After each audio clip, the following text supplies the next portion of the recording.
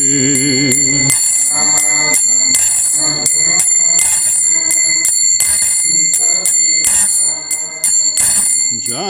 Radha Madhava Kunja Bihari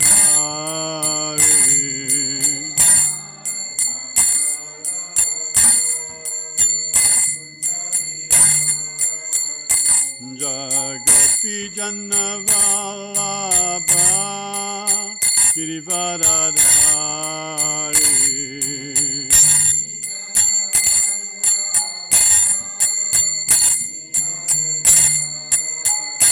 Jagopi Janavalabha Girivadadhari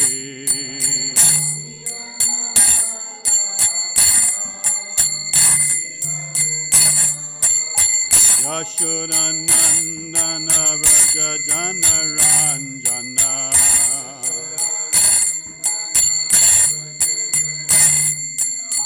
Yashodanandana Vraja Janaranjana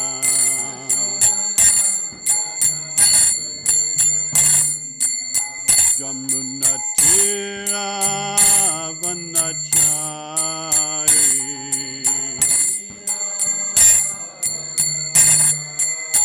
Jamunatira Vanachari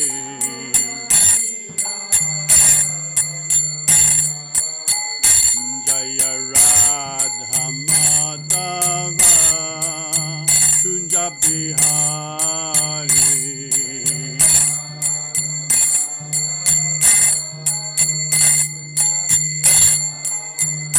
Jagopi Janavalabha Girivadadhari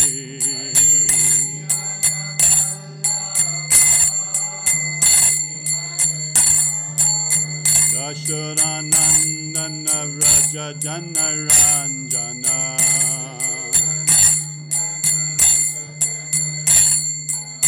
Jamunatira Vanachari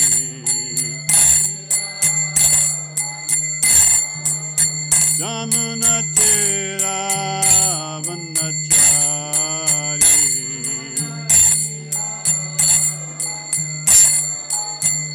Jaya Radha Madhava Kunja Bihari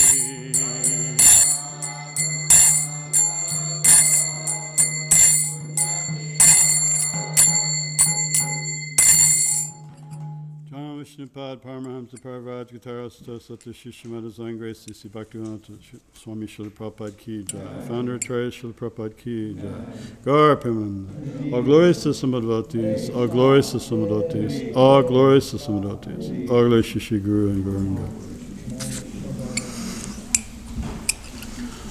Om Namo Bhagavate Vasudevaya Om Namo Bhagavate Vasudevaya Om Namo Bhagavate Vasudevaya Nayana Namaskritya Naram Chaiva Narottamam Devim Saraswatim Vyasam Tato Jayamadhiryat. Before reciting Srimad Bhagavatam, one should offer obeisances unto the Supreme Personality of God Narayan. To Narayan reaches the topmost human being, unto the Mother Saraswati, the Goddess of Learning. Nasta Prashu Vadreshu Nityam Bhagavata Sevaya Bhagavati Uttama Shloke Bhaktir Bhagavati Naistaki. By regular attendance in classes on the Bhagavatam and by rendering service to the pure devotee, all that is troublesome heart is almost completely destroyed, and loving devotional service unto the Supreme Lord, who is praised with transcendental songs, is established as an irrevocable fact. So reading today from Srimad Bhagavatam, Canto 1, Chapter 15, The Pandavas Retire Timely. Text 11. Yo no jukpavana ityadranta kritra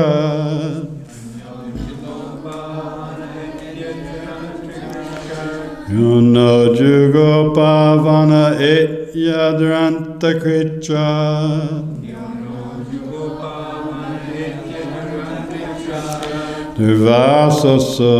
Durvasa Sari Rachitad Hachuga Bhuga.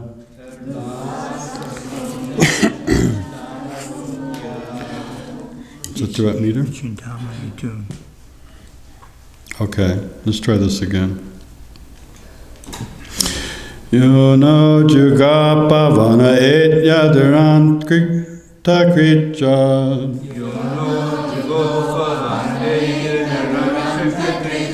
Much better.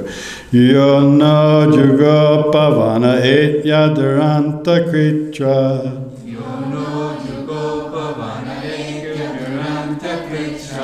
Durvasa Sari Rachitad Ayutagra Bhugya.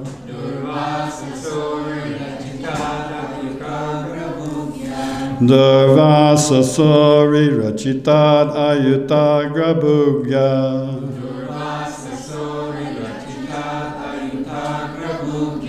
Shakana Shishtam Upayuja Yachastrilokam.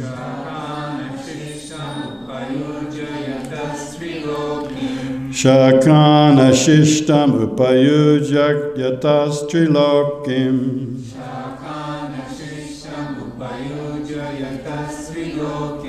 Triptam Amansta Salile Vini Magna Shanga.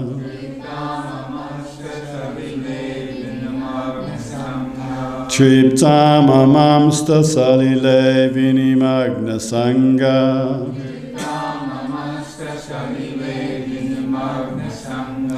Yo no Jukpavana Ityaduranta Kakricha.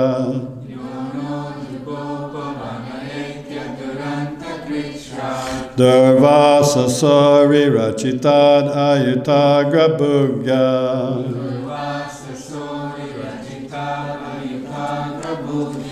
Shakana Shishtam Upayugya Yatastrilokim.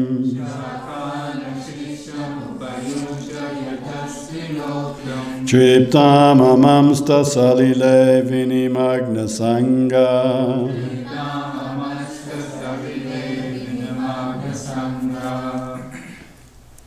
Yo no Jugopavana Etya Duranta Krishna. Yo no Jugopavana Etya Duranta Krishna. Durvasa Sori Rachita Ayutagra Bhugya. Durvasa Sori Rachita Ayutagra Bhugya. Shakana Shishtam Upayuja Yatastrilokim. Shakana Shishtam Upayugya Yatastrilokim. Shiftam amongsta Salile Vinamagna Sangha. Shiftam amongsta Salile Vinimagna Sangha.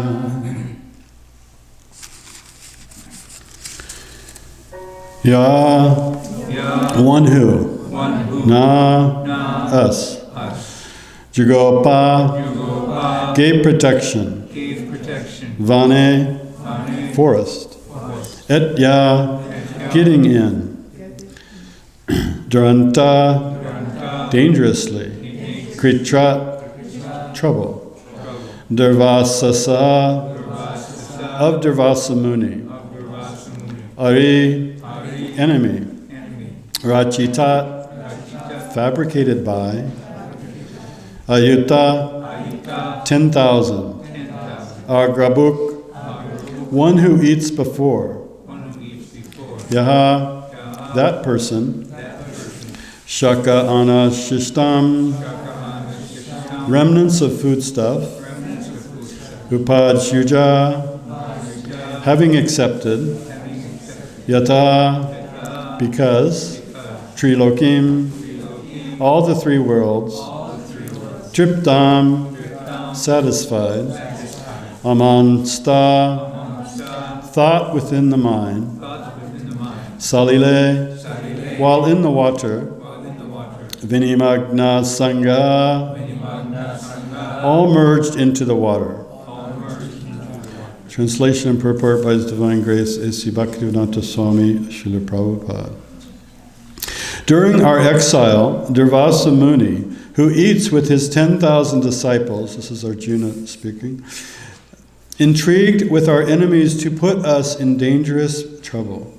At that time, he, Lord Krishna, simply by accepting the remnants of food, saved us. By accepting food thus, the assembly of Munis, while bathing in the river, felt sumptuously fed, and all the three worlds were also satisfied. Please repeat. During our exile, Durvasa Muni, who eats with his 10,000 disciples, intrigued our enemies to put us in dangerous trouble. At that time he, Lord Krishna, simply by accepting the remnants of food, saved us. By his accepting food thus, the assembly of Munis, while bathing in the river, felt sumptuously fed, and all the three worlds were also satisfied.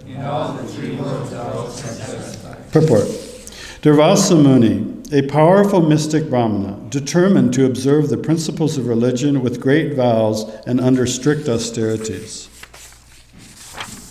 His name is associated with many historical events, and appears that the great mystic could be both easily satisfied and easily annoyed, like Lord Shiva. When he was satisfied, he could do tremendous good to the servitor, but if he was dissatisfied, he could bring about the greatest calamity. Kumari Kunti, at her father's house, used to minister all kinds of services to all great brahmanas. And being satisfied with her good reception, Durvasa Muni benedicted her with a power to call any demigod she desired. She understood that he was a plenary incarnation Lord Shiva, and thus he could be easily satisfied or annoyed. He was a great devotee of Lord Shiva, and by Lord Shiva's order, he accepted the priesthood of King Shvetaketu because of the king's performance of sacrifice for 100 years.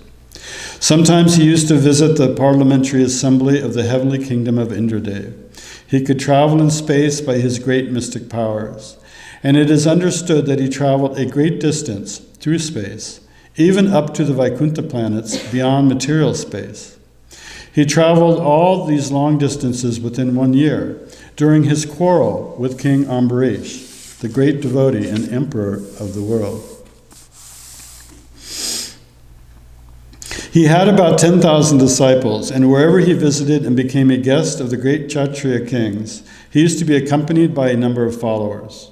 Once he visited the house of Duryodhana, and the enemy cousin of Maharaj Yudhisthira.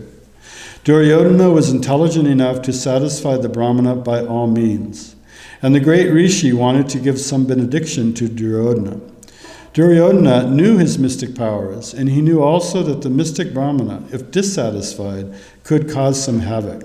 And thus he designed to engage the Brahmana to show his wrath upon his enemy cousins, the Pandavas. When the Rishi wanted to award some benediction to Duryodhana, the latter wished that he should visit the house of Maharaj Yudhisthira, who was the eldest and chief among all his cousins. But by his request, he would go to him after he had finished his meals with his queen, Draupadi. Duryodhana knew that after Draupadi's dinner, it would be impossible for Maharaj Yudhisthira to receive such a large number of Brahmana guests. And thus the Rishi would be annoyed and would create some trouble for his cousin Maharaj Yudhisthira. That was the plan of Duryodhana. Durvasa Muni agreed to this proposal, and he approached the king in exile according to the plan of Duryodhana, after the king and Draupadi had finished their meals. On his arrival at the door of Maharaj Yudhisthira, he was at once well received, and the king requested him to finish his noontime religious rites in the river, for by that time the foodstuff would be prepared. Durvasa Muni, along with his large number of disciples, went to take bath in the river, and Maharaj Yudhisthira was in great anxiety about the guests. As long as Draupadi had not taken her meals, food could be served to any number of guests. But the Rishi, by the plan of Duryodhana, reached there after Draupadi had finished her meals. When the devotees are put into difficulty, they have an opportunity to recollect the Lord with rapt attention. So Draupadi was thinking of Lord Krishna in that dangerous position, and the all-pervading Lord could at once know the dangerous position of his devotees. He therefore came there on the scene and asked Draupadi to give whatever food she might have in her stock. On her being so requested by the Lord, Draupadi was sorrowful because the Supreme Lord asked her for some food and she was unable to supply it at that time. She said to the Lord that the mysterious dish which she had received from the sun god could supply any amount of food if she herself had not eaten. But on that day she had already taken her meals, and thus they were in danger. By expressing her difficulties, she began to cry before the Lord, as only a woman would do in such a position. The Lord, however, asked Draupadi to bring up the cooking pots to see if there was any particle of foodstuff left. And on Draupadi's doing so, the Lord found some particle of vegetable sticking to the pot. The Lord at once picked it up and ate it. After doing so, the Lord asked Draupadi to call for her guests, the company of Durvasa. Bhima was sent to call them from the river. Bhima said, "Why are you delaying, sirs? Come on, the food is ready for you." But the Brahmanas, because of Lord Krishna's accepting the little particle of food, felt sumptuously fed, even while they were in the water. They thought that since Maharaj Yudhisthira must have prepared many valuable dishes for them, and since they were not hungry and could not eat, the king would feel very sorry, so it was better not to go there. Thus they decided to go away. This incident proves that the Lord is the greatest mystic, and therefore he is known as Yogeshwar. Another instruction is that every householder must offer food to the Lord, and the result will be that everyone, even a company of guests numbering 10,000, will be satisfied because of the Lord's being satisfied.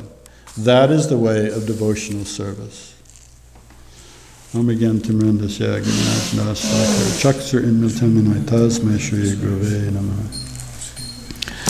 this verse is very profound and very instructive.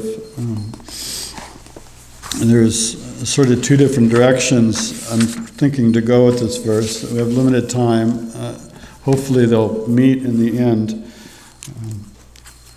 in a wonderful way, because this verse, when you look at it, of course it explains Krishna's mystic abilities to simply, by taking a particle of foodstuff, he's able to satisfy 10,000 different yogis and mystics. But it also shows a couple of deeper points. One, the context of this chapter is quite nice because Arjuna, in the beginning of the chapter, is very distressed and downtrodden, right? He came back and Yudhisthira can see something's wrong, his opulence isn't there, and Yudhisthira's explaining that, he has no more strength, and he's recounting in verse after verse how he was able to conquer so many personalities simply because Krishna was there. Because Krishna wasn't there, people wouldn't kill him or attack him. He was able to defeat so many things. So he was remembering all these pastimes. But in the beginning, he was completely distraught, in distress, because his dearest friend had left the planet. And so it was quite sobering, and he had a heartfelt, you could say, a sense of despondency or desperation.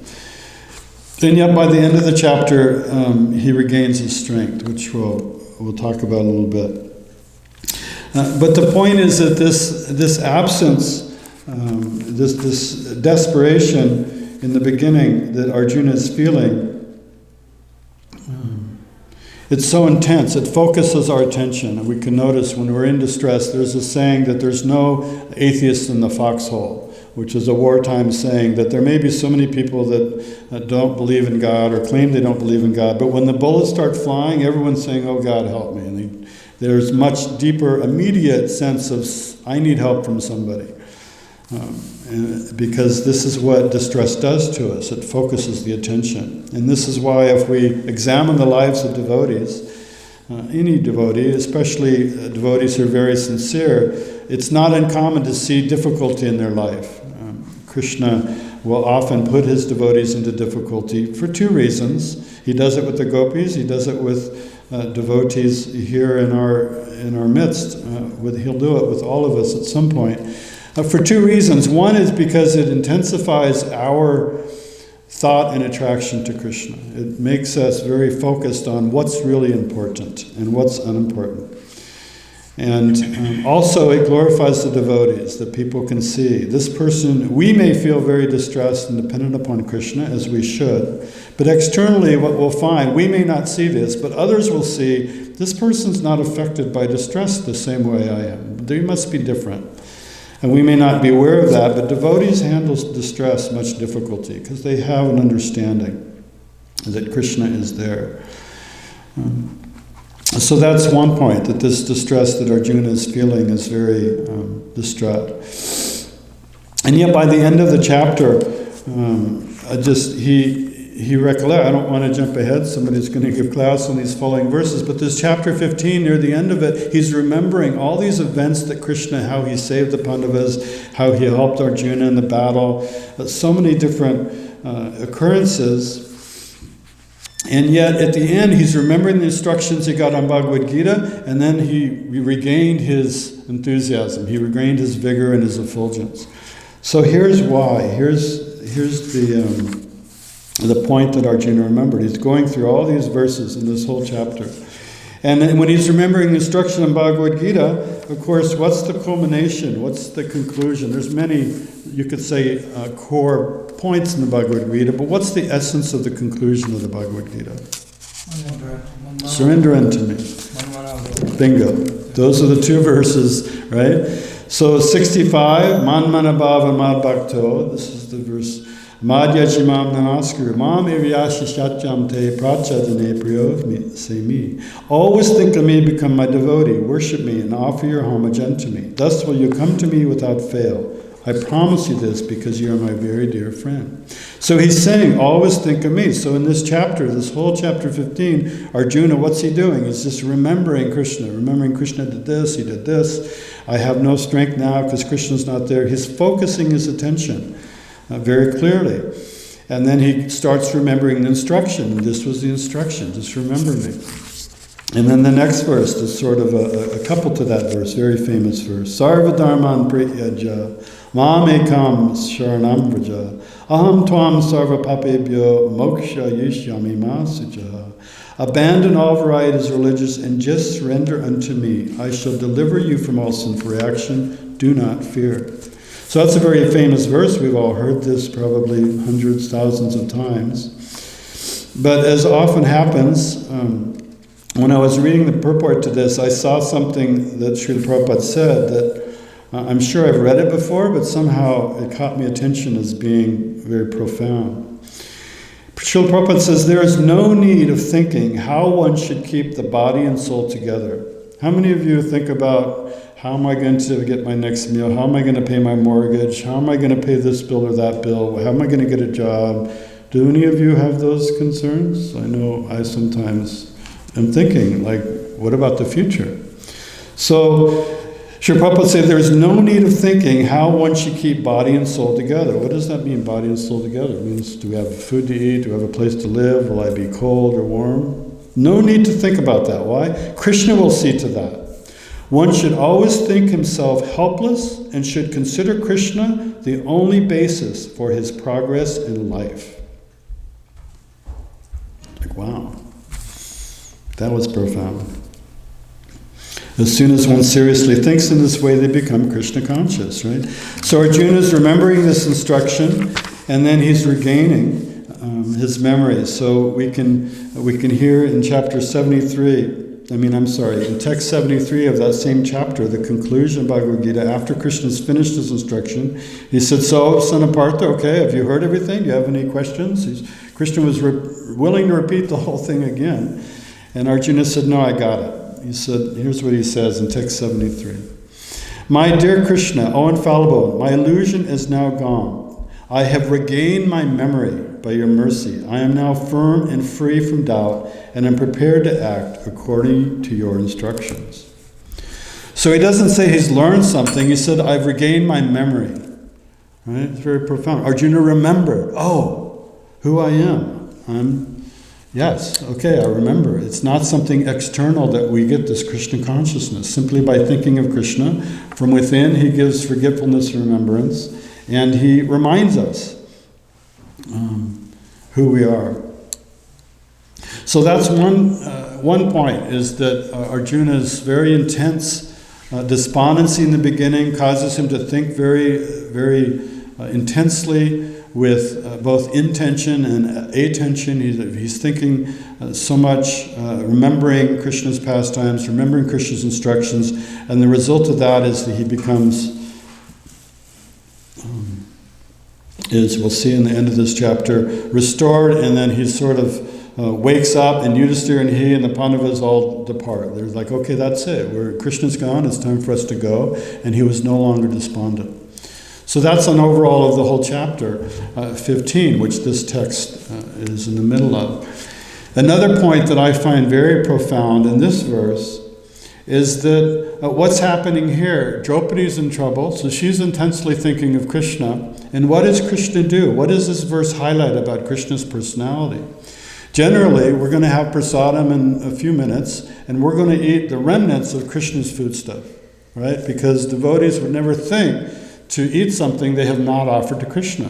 That's described in Bhagavad Gita. It's eating only sin. And yet here, Krishna's coming to say, Draupadi, I'll save you, but for me to save you, I want to eat your remnants. Okay? Krishna says, give me the pot, give me something here.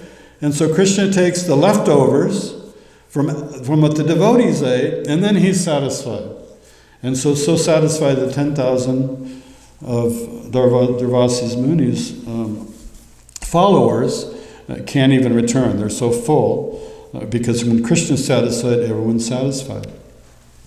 So this highlights a very, very important and profound personality trait of Krishna, that Krishna feeds off of. What gives him pleasure, what sustains him, is the love of his devotees. He looks for opportunities. He creates opportunities in which he can serve his devotees, because he would rather serve his devotees than be served. And Damodar Leela, there's so many examples of this pastime. He would rather be controlled. The whole mood of Raj, the whole mood of Krishna in Vrindaban, where he gives his work pass outside and his keys and all of his belongings, he checks at the door, he comes into Vrindaban and he turns over control to Yogamaya and the love of his devotees. He'll say, what you want to happen, that's what will happen. You want to walk into the mouth of a demon, I don't want you to do that, but that's what you want to do, then I'll have to figure out how to deal with that. He gives up control and just allows wherever the love of his devotees take him, that's where he goes, because that's what's relishable to Krishna. So here, he could have solved this situation in so many ways, but he would prefer to solve it by serving Draupadi in this way of taking her remnants, taking the remnants of the Pandava, after the Pandavas had eaten, whatever's left over, the last thing, not the first thing. Of course, I'm sure it was offered very nicely. But the point is, Krishna's always very, very eager. And in fact, he, you could say, we depend upon Krishna. Krishna depends upon the love of his devotees. And to elicit that love, he finds ways to serve them such that their love increases. Because when their love increases, then he gets more satisfaction. And so that was sort of the main point in this verse that I wanted to share, that struck me, how Krishna resolved this situation is by asking Draupadi for some remnant of foodstuff so that he can deliver. Of course, he has a very wonderful relationship with Draupadi. It's not the only time that she has cried out to him in despair. As we know, there's many times when she is dependent upon Krishna, and that dependence saves her. So her cries to Krishna are very effective because they're absolute. She has no other shelter, and she knows that. And as we just read in the purport in Bhagavad Gita, that when we have that sense of full dependence, I'm helpless. And without Krishna, I have nothing else. There's no other shelter I have. When we're in that helpless, vulnerable situation, that's when we're safe. That's when we're sheltered. As soon as we think, I'm okay, I have some other shelter, that's when we're at risk. That's when Maya Devi will sweep us away. That's when we'll forget about Krishna and find ourselves in big difficulty. And that's the point Prabhupada makes throughout that purport, is that when we maintain that intense, this is Krishna consciousness, that intense understanding that I'm helpless and I'm dependent upon Krishna. And if Krishna doesn't help me, I'm finished. I'm finished because this will happen, this will happen, this will happen. I'll be homeless, I'll be this, I'll be that, I'll be dead, I'll be injured, I'll be whatever the thing is, whatever the calamity is that we're facing. Yes, all those things will happen if Krishna doesn't save us. And when we fully understand, yes, I'm helpless, Krishna, my very existence. If there's oxygen to breathe, if there's food to eat, all these things is completely dependent upon you. And so in this way, we can feel Krishna's mercy, we feel his shelter, we feel this dependence like Draupadi has, and then Krishna reciprocates. So I'll stop there I think we're getting short on time. Does anyone have any questions or comments, corrections?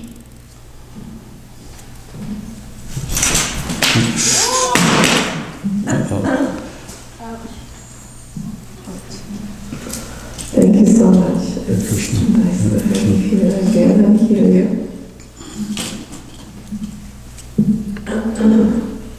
My question is, I would like to hear what you can say about the fact that yes, as you say, we need to depend on Krishna, and yet as we have the Damodar, the Kartik month, and we know the 2 inches, the mercy, dependence on Krishna and our efforts. So sometimes, yeah, I can depend on Krishna, but then in my case, I'm lacking in my own endeavor, and when I hear you, I'm like, yeah, Krishna help me, but then I'm not doing my own part, right? I know it all, but I'm still, not having the good balance here. Yeah, it's a very good question. It's something that I know I've struggled with a lot in my life. I tend to be very lazy, and so it's like, well, Krishna will take care, and he does in the end. But an interesting or sobering, for me, a helpful meditation is to examine the battlefield of Kurukshetra and the whole war that took place. It was a glorious event for Arjuna. Krishna very much wanted to install Yudhisthira as the emperor. He wanted Arjuna to get the glory for the battle. Arjuna was quite happy not to fight, and Arjuna had to fight. Krishna didn't fight the battle for him. Now in Arjuna's case, he was very qualified. But the reason he was very qualified, and when you look previous to the actual battle, when Arjuna was amassing these different weapons, he got special boons from Lord Shiva and Indra and different kinds of weapons from different victories he had. They were all happening with Krishna. Krishna used to go out for fun and kill rogue kings and things. So the point is, Arjuna got his strength from Krishna. And if you ask Arjuna, I'm convinced, I've never heard this said, so I should probably not say it, but I'm convinced if you asked Arjuna, that was such a nice thing you did, he'll say, what are you talking about? I didn't do anything. I didn't win that battle. I was simply an instrument. And Krishna used me and shot arrows through me and did all these things through me because that's what he wanted to happen. And if he wasn't there, and he says that in this chapter 15, he's telling, because remember after Krishna left, Arjuna was trying to protect the queens, and a couple of just low-class rogues came and defeated Arjuna. He couldn't even, these were not powerful people. Of course, there's a pastime behind that Krishna was arranging. But Arjuna fully was dependent on, I have to give it everything I've got. And it's quite an interesting situation that Arjuna's method to engage in devotional service and remember Krishna required him to kill people. Right? His devotional service was to kill people. He had to fight a battle. And it's not, when I think of remembering Krishna, I think, let me go to the temple and chant and see the deities and I can remember Krishna. I don't think, let me go out in the business world and engage with materialistic people. To me, that's not devotional service. That pulls me away from devotional service. I've struggled with that my whole life, because Krishna's over here and Maya's over here, and all these activities, they're not devoted.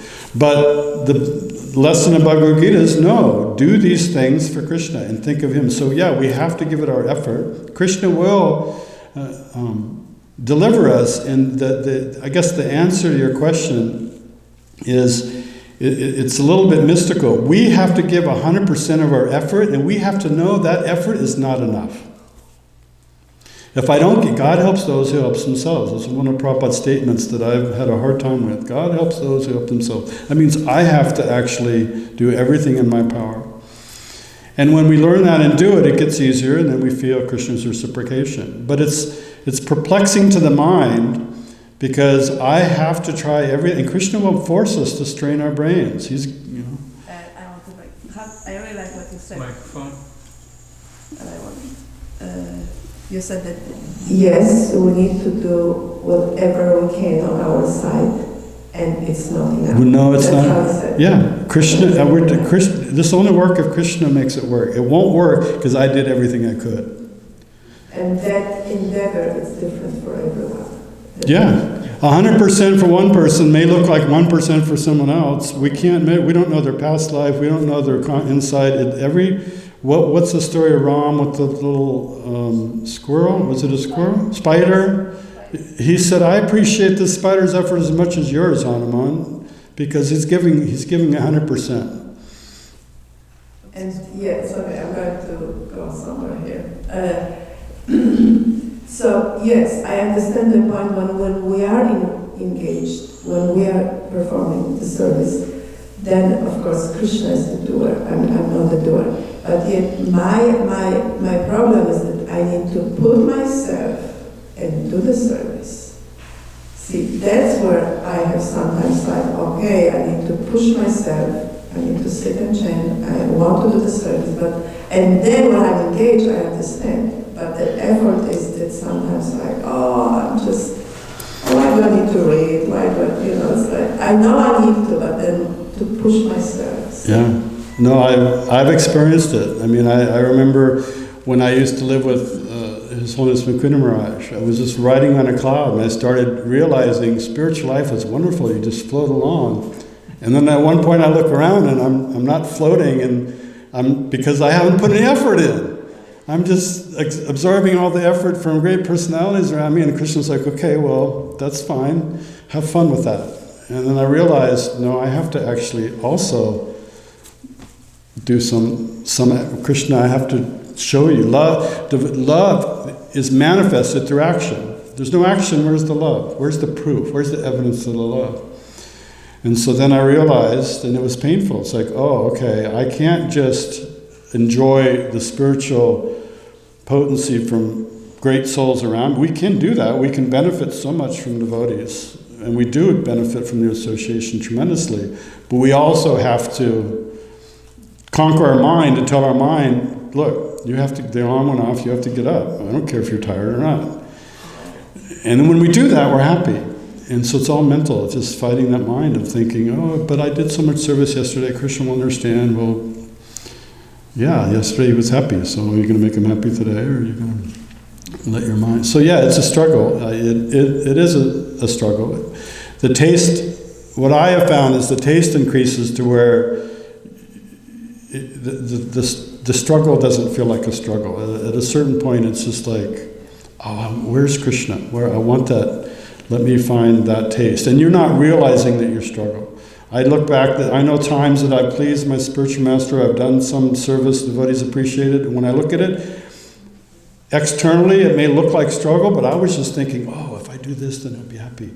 And I wasn't feeling the difficulty of all the things I was doing, losing sleep or not eating or this austerity or cold or whatever. I was just feeling, oh, I'm so fortunate that Krishna engaged me in the service, I can do something for him. So then that taste starts to help us.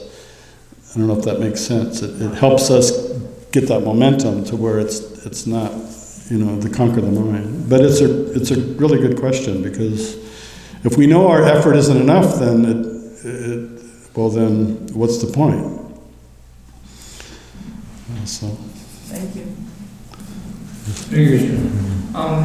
There's an interesting intrigue that's built into this particular pastime, where Duryodhana decided, I'm going to use this great mystic sage. I'm going to manipulate it, basically.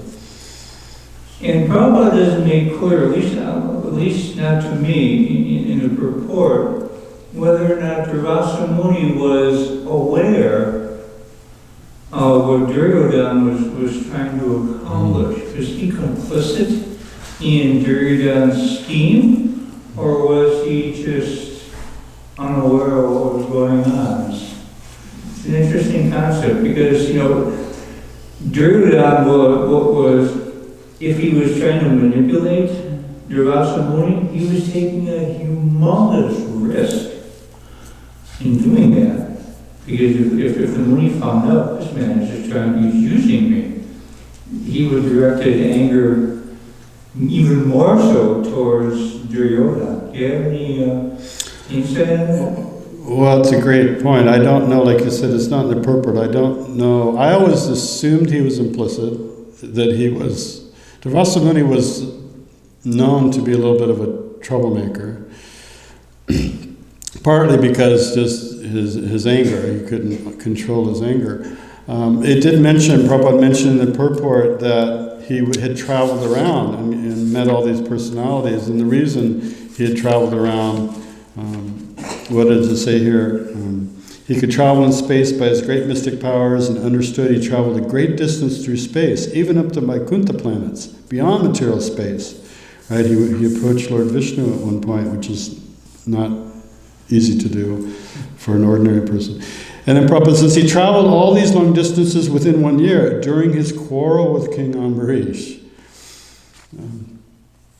He was trying to escape the wrath of Krishna. Because he had offended Ambarish. And Krishna said, I can't help you. That's a whole amazing pastime.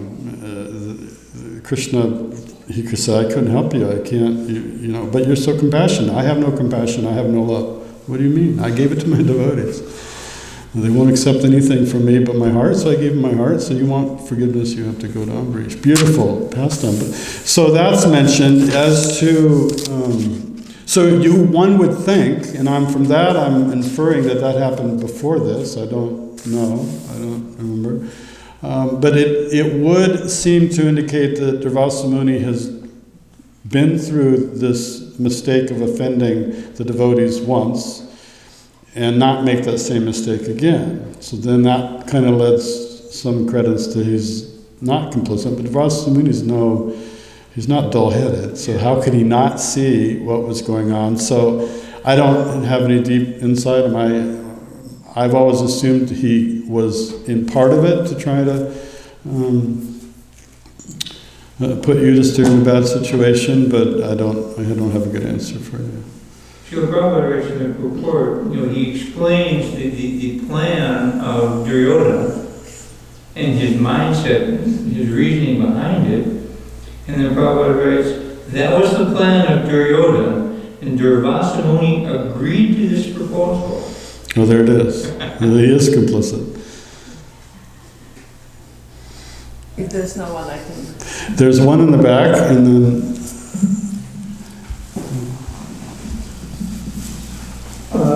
You talked about Krishna saying that he delegates the control to the devotee and then expects them to surrender to him. It's something reminds me of another Sanskrit verse, Dharmo Rakshati Rakshita. It's a circular argument. So what's your comment on it? Something that Krishna expects you to keep moving in a circle, always to be on the tangent, not to get off the circle and at the same time not to be a part of the circle. And how you conduct this balancing act where you are continuously holding the agency to yourself and at the same time surrendering your agency to Lord Krishna. Well, if I understand the question, which I'm not sure I do, so tell me if this doesn't help. Bhagavad Gita is given, sort of instruction. It's the handbook for the living entity that here's how to deal with and become free from the material energies. The deeper, the essence of what Krishna is trying to get the living entity to do, through this instruction, surrender unto me, give it all your energy, but understand that, your effort's not enough. That's external. That's the external actions we have to go through to get to a place where the mood that Krishna is trying to cultivate is one of loving exchanges. The Krishna gets pleasure from serving his devotees and receiving love from his devotees. And devotees get pleasure from serving Krishna and receiving that love. That's the reciprocation. So that's the point that Krishna is trying to get us to. He's saying, look, you just surrender unto me, and it's vulnerable. When you surrender, then it's scary. It's like something might not go right. And then Krishna reciprocates, and then you feel that love, and then you get enlivened. Oh, that was good. Let me do that again. So Krishna's trying to keep us, it's tension. It's a state of tension of always feeling dependent. And frankly, it's not always easy, because Krishna, when he saves his devotees, and we've all experienced this or will at some point, you feel, what's the word, impervious? You feel like, Krishna's protected me, nobody can harm me. Then immediately, the pride comes, and then we fall from that. So to keep that tension of knowing, depending, and knowing Krishna is going to protect and save us, and if he doesn't, there's nothing else that can help us, but not becoming proud that that's the case, just being in a helpless, it's kind of like the example Prabhupada gives as a child. A child is out playing, comes in the house, Mata, I'm hungry, feed me. The child just expects to be fed. There's no question of not being fed. He demands it, he expects it. So that sense of dependence, and Krishna has to help me because he just has to. There's no other choice. But never becoming proud or complacent, we always have to keep, it's a tension.